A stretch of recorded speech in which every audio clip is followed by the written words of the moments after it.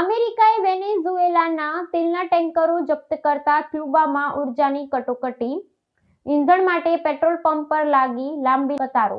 ક્યુબામાં આર્થિક સંકટ વધુ ઘેરું બનવાની આશંકા સેવાઈ રહી છે, કારણ કે અમેરિકાએ વેનેઝુએલા સાથે સંકળાયેલા વધુ 2 તેલના ટેન્કરો જપ્ત કર્યા છે. આ કાર્યવાહીને કારણે દ્વીપ સમૂહ દેશ ક્યુબા માટે ઉર્જાનો મુખ્ય સ્ત્રોત ગણાતી સપ્લાય લાઇન જોખમમાં મુકાઈ ગઈ છે.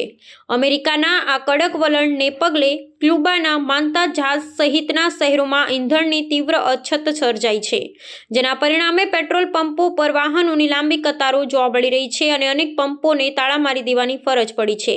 ઈંધણના પુરવઠામાં આવેલા આ અવરોધને કારણે ક્યુબાની પહેલેથી જ નબળી વીજળી વ્યવસ્થા પર મોટું જોખમ ઊભું થાય છે.